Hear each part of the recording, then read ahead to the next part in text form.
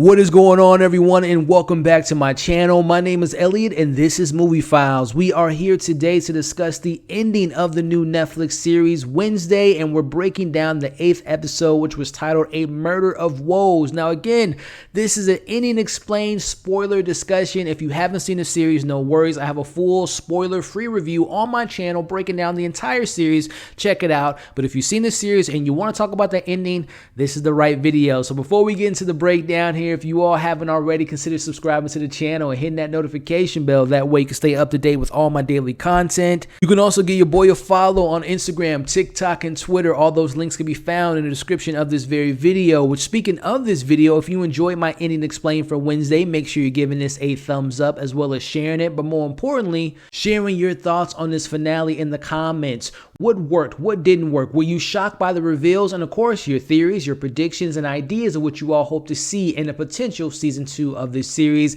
Let's talk about that in the comment section. So again, you all have been warned. We're talking spoilers. With that being said, full spoilers ahead as we open this finale episode showing Wednesday meeting with Tyler, and with the help of Bianca and her crew, they manage to siren him and they ultimately bring him into Xavier's painting spot. But after Wednesday inflicts pain on him, the others are like, hey, I ain't here for that, as they leave them alone. So kind of breaking down this scene, and also a very quick scene that we get with Tyler's dad listening to those therapy tapes. It's in that moment that we learn from those therapy sessions, whenever his mother was brought up, he got cold. He had like this other personality, as it's revealed that his mother is a Hyde, which all season long, I don't know if I was the only one, but we kind of knew that something was off with the relationship between him and his dad, because whenever he would try to bring up his mom, his dad wasn't trying to hear it. He wasn't trying to talk about it, and now we know why, because she was a Hyde, and he probably knew that it's going to move over and pass over to my son. So I'm glad that we eventually got that particular reveal. But getting back into what's going on in the finale, we see the crew talking to Principal Weems, and she ultimately comes with the police as we see Wednesday get arrested, and they don't press charges on her. But this is when Tyler goes full-blown villain, which I'm going to let you all know right now. I couldn't talk about it in my spoiler-free review, but the actor that played Tyler was a bit dull. Now, it wasn't because his performance was dull. I just think that the show just didn't give him much. He was just kind of on paper, just that stereotypical, should our main character be in love with them? Can they trust him? And ultimately, he ended up being the bad guy. And it wasn't until that moment when he goes full on villain mode that was like the best he gave us in the show. And also, can I just point this out? We know that Wednesday was 15 going on 16 in the series. And I know Jenna Ortega has that look where she can look like a 13-year-old or look like her own age, which I believe she's 20 in real life.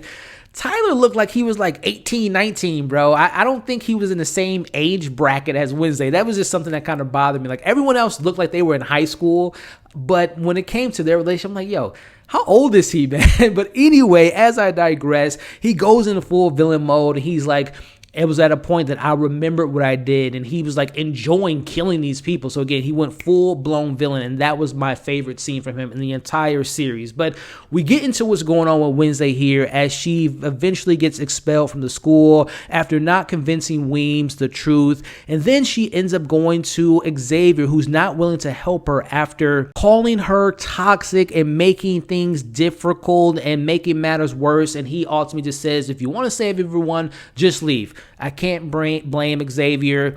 You found out, Wednesday, what Tyler did to him a year ago, and you still end up falling in love or falling in interest with him. So I don't blame Xavier giving her that cold shoulder, because she was giving him the cold shoulder the whole season. So I don't blame him there. But I do have a question for you all. I'm not entirely sure if the show explicitly explained why Xavier was having those connections with the monster, like why he was doing all those drawings, which makes me wonder, does he have any relations to the monster, and particularly Tyler and his family? Any connections there? Let me know your thoughts on that. And again, let me know if the show said why. I know his abilities where he can make things come to life, but they never said why is he so connected to that particular creature. Let me know your thoughts in the comments below. But as we move on, getting back into what's going on with Wednesday, she says her goodbyes to Eugene, and he ends up telling her about the red boots, which leads her to the big reveal. And I love this reveal because I knew it, and I'll get into it here, but it is Thornhill is revealed to be Laura, who we know is ultimately tied to the Gates family. She's a sister of Garrett Gates, who ended up dying in the reveal of what happened to Wednesday's parents. So all that stuff started to make sense, but again, I want to talk about it now, of course, because like, Elliot, you know what it is because it's obviously revealed, but I knew something was up. You don't just bring Christina Ricci in just for a glorified cameo, but aesthetically, to me, I knew she was somehow tied to this because her glasses were so, and this might be silly to bring this up, but her glasses were just so big to me. I'm like, those glasses remind me a lot of the big eyes that we got with the Hyde, right? The Jekyll and Hyde and the creature. So I'm like, either A, she's the creature because the whole show gives you the whole idea that she's a normie, that she doesn't have any abilities. I'm like, she probably does and probably is hiding it. Obviously, that wasn't the case. But I was like, okay, she could be the monster and it's Weems that's the one that's her master, but that wasn't the case. But I did know that Thornhill had something to do with it. Let me know if you all had those similar vibes and similar tones and if you expected that reveal. Again, my reveal didn't play out the way it did, but it was like, she's up to something. Let me know your thoughts on that. But again, going back to her being Laurel, she ends up manipulating Tyler by revealing that his mother was a Hyde. And eventually she slowly makes him become her servant because he looks at her like a mother figure. So again, she's persuading him to bring out the Hyde, the beast, the monster that lies within him. But we see Wednesday, she has her tricks, and she had one trick up her sleeve, which is she brings in Principal Weems, who we know was a shapeshifter, and she shapes into Tyler, but unfortunately she is killed by Laurel with that nightshade poison. And I will just say this, I wish that Wednesday could have saw a vision because I love Principal Weems, and Gwendoline Christie was great, so I wish she would have saw that for she can end up surviving, and we'll talk about that a little bit later, how that can tie to season 2. But again, I had mentioned that I always had a feeling that Thornhill had something to do with it, but I'm not gonna lie, I was surprised by the reveal. I did not expect it to be Tyler and how Thornhill manipulated him. So I applaud the creators for keeping me on my toes. Let me know again if that reveal worked for you all in the comments below. But tying it all together now, Laurel reveals that she has family ties to Crackstone and getting revenge on Goody Addams, and how all that connects to the school, that it was built on the land that he created. And now she wants to take the supernatural approach by bringing back Crackstone. We learned that Goody sealed Crackstone with a bloodlock, and Laurel must use Wednesday as the key to unlock him, which she inevitably does, which we see Crackstone finally gets arisen from the dead and is set on path of Nevermore. But first, he ends up stabbing Wednesday, almost killing her, until Goody reappears, and she helps her by telling her that the necklace that her mother gave her back in episode 1 will allow her to pass through Wednesday to heal her. So a lot of stuff going on there. We finally understand why they collected all those body parts. We understand how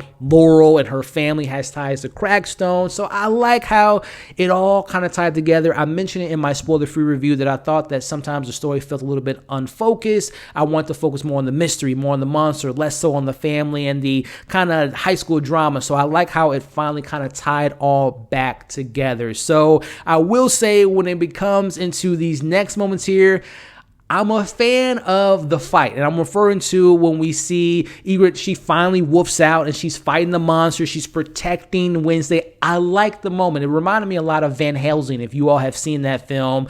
But I did not like the CGI. The CGI was so terrible, was so bad. And also, I have to admit, Crackstone reminded me of a taller version of the Leprechaun, if you all have seen those horror films. But as we wrap up what happens at the end of this show, we see Crackstone inevitably makes it to Nevermore to complete the prophecy. As we see Bianca steps in to help Wednesday against Crackstone, they ultimately do take him down, which that effect looked actually pretty clean. As we get a big moment from my boy Eugene, who we finally get revealed his abilities, which is controlling bees, as he ultimately takes down Laurel. And I know for my emotional fans out there, I got a little emotional too when we see the moment where we know Wednesday forbid forbids any emotional connection to people, in particularly hugging.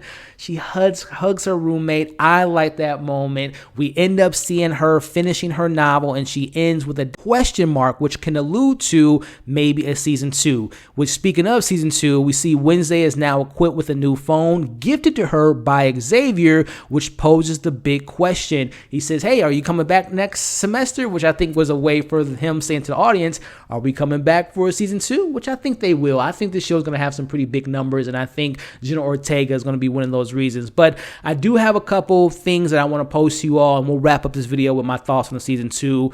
What happened to Laurel? Because if you all remember, she got attacked by the bees. It doesn't mean she was killed by the bees, and we see Wednesday kick her in the face, knocking her out.